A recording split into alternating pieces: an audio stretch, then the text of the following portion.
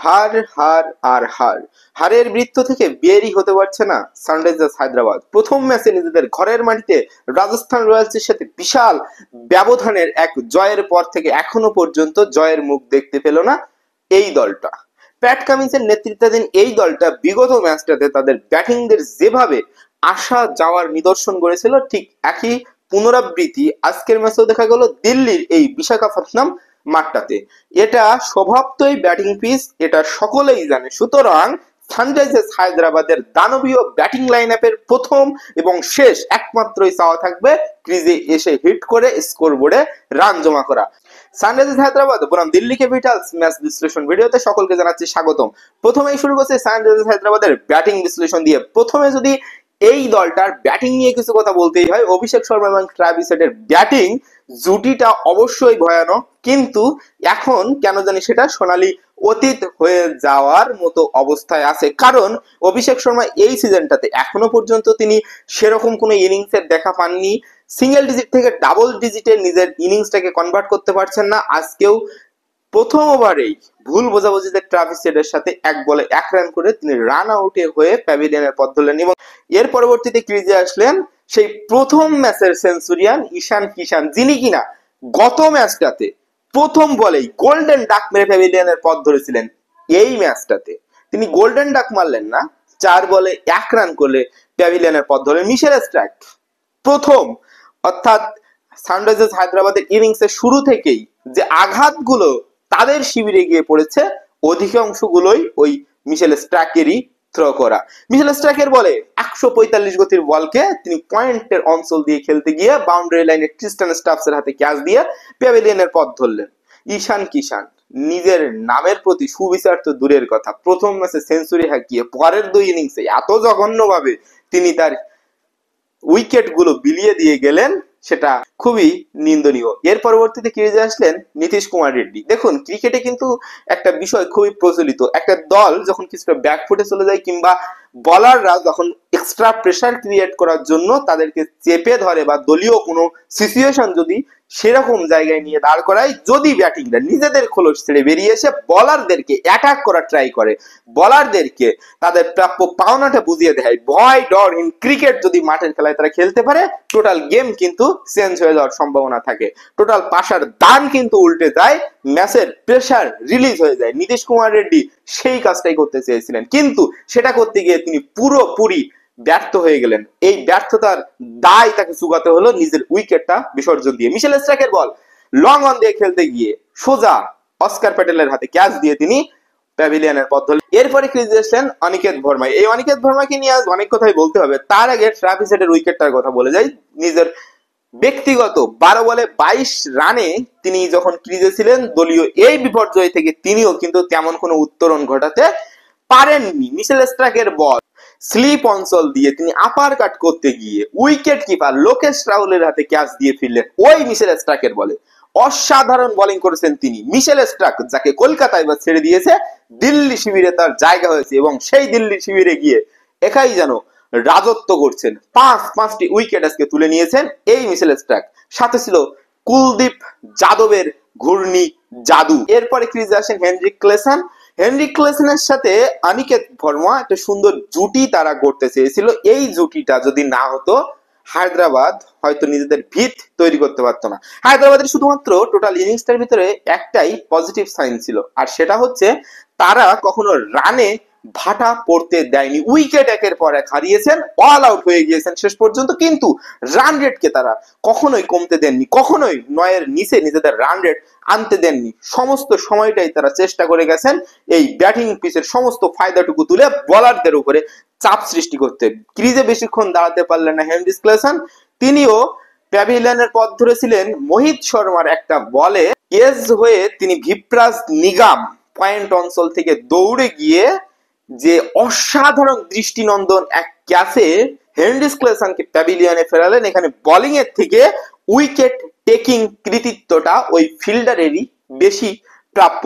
এর পরবর্তীতে গিয়ে আর তেমন কেউ উইথিন অনিকেত ভর্মা ক্রিজে কেউ দাঁড়াতে পারেননি। সিঙ্গেল ডিজিট থেকে কেউ ডাবল ডিজিটে যেতে পারেননি। দলের 11 জন ব্যাটসম্যানের ভিতরে মাত্র 3 জন ডাবল ডিজিটে গেছেন।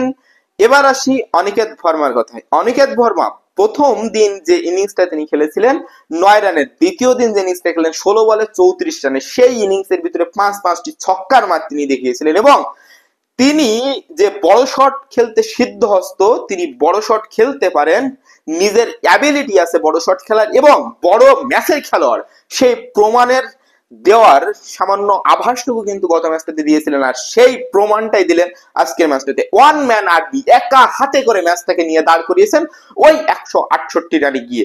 ওই 168 রানের যে পুঁজি সানরাইজার্স হায়দ্রাবাদ পেয়েছে, তার ভিতরে 41 বলে 74 রানে ঝলমলে দৃষ্টিনন্দনীয় নান্দনিক এক ইনিংস খেলেছেন এই অনিকেত ভার্মা। কোন বলারকে তিনি পাদানি দেননি, কুলদীপ যাদব থেকে শুরু করে অস্কার প্যাটেল, যে অস্কার প্যাটেলের বল অন্য কোন ব্যাটসম্যান তেমন কমফোর্টেবলি খেলতে পারছেন না, নির্দ্বিধায় একের পর এক 4 ছক্কা হাঁকিয়ে সেই অস্কার প্যাটেলকে তুলোধনা করে ছেড়েছেন। কুলদীপ যাদব তার ওই যে বলে তিনি আউট হয়েছেন, সেই আউট না হয়ে গেলে বলটা হয়তো ছক্কা হয়ে যেত।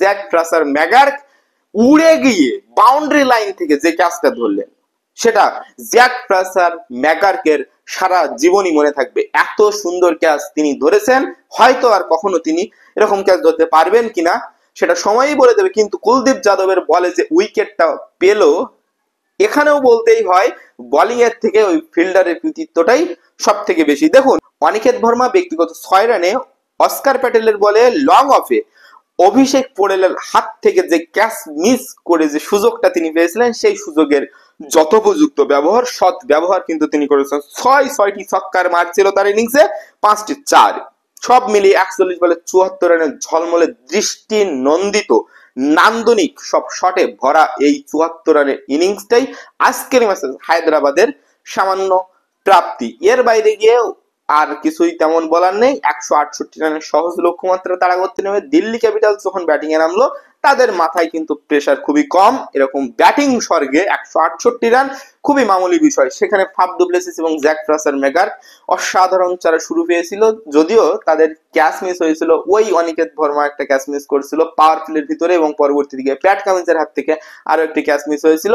তো তখনও যে তারা খুব একটা খারাপ পর্যায়ে ছিল তা কিন্তু না। প্রথম থেকে জ্যাক ফ্রাসার ম্যাগার্ককে একটু অস্বস্তিতে, আনকমফোর্টেবল দেখাচ্ছিল ব্যাটে। তার ব্যাটে বলে হচ্ছিল না, শট নেগোশিয়েট যেগুলো করছিলেন সেগুলো বাউন্ডারি পাচ্ছিল না, গ্যাপ পাচ্ছিল না, সবকিছু মিলে তিনি কিছুটা ডিস্ট্রাক্ট ছিলেন। কিন্তু সকল ডিস্ট্রাকশন উড়িয়ে দিচ্ছিলেন অপর মাথা থেকে ফাফ ডু প্লেসিস।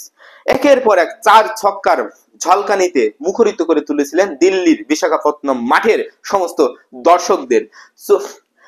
28 বলে 50 রানের যে ইনিংস তিনি খেললেন, সেই ইনিংসটাই দিল্লিকে শুধু জয় না, ভালো একটা শুরুও এনে দিয়েছিল। 10ম ওভারের প্রথম বলে জিশান আনসারির করা লেগ স্পিনে ভ্রান্ত হয়ে Faf du Plessis catch out হয়েন ওয়ান মুলদারের হাতে ক্যাচ দিয়ে। এর পরবর্তীতে গিয়ে ওই ওভারের শেষ বলটাতে জ্যাক ফ্রাসার ম্যাগার্ক ওই জিশান আনসারির হাতে ক্যাচ দিয়ে ওই ওভারের শেষ বলটাতেই নিজের তল্পা গুছিয়ে প্যাভিলিয়নের পথ ধরলেন। এই দুটো উইকেট জিশান আনসারি ওই ওভারটাতে নিল। এর পরবর্তীতে এসে কেএল রাহুলকে নিয়ে ছোট্ট করে একটু বলতেই হয়, তিনি যখন আজকে ক্রিজে আসলেন, হয়তো তার গত 2024 সেশনের লখনৌ সুপার জায়ান্টস ছেড়ে আসার চাপা কষ্ট কাজ করছিল, ক্রিজে এসেই যেন তাণ্ডব শুরু করার মতো একটা অবস্থা তিনি তৈরি করলেন। প্রথম বলে এজ লেগে যখন পিছন দিয়ে 4 হয়ে গেল, তারপরে তিনি যেভাবে নিজের ইনিংসটাকে বিল্ড আপ করার চেষ্টা করলেন, দেখেই মনে হচ্ছিল হয় আজকে কোনো রেকর্ড করার জন্য তিনি নেমেছেন, না হয় টি-20তে কতটা বেশি পরিণত তার প্রমাণ দেওয়ার জন্য তিনি ক্রিজে এসেছেন। অভিষেক পোড়েল 34 রানের একটা ইনিংস খেলেছেন 18 বলে। এই 34 রানের ইনিংসের ভিতরে তিনি যে দৃষ্টিনন্দন কিছু শট দিয়েছেন, সেগুলোও কিন্তু চোখে লেগে থাকার মতো। গত ম্যাচ ভিডিওতে বলছিলাম যে অভিষেক পোড়েল দিল্লির দলের কিন্তু একটা ব্যাটিং মেরুদণ্ড বলা যেতে পারে। দিল্লি দলটার ব্যালেন্স রাখার মতো খেলোয়াড় কিন্তু অভিষেক পোড়েল। তার পিছনে দলটার অনেক বেশি ইনভেস্টমেন্ট আছে এবং সেই আউটপুট তিনি দিতে পারবেন বলেই আশা করি। তার একটি ঝলক কিন্তু আজকেও দেখালেন।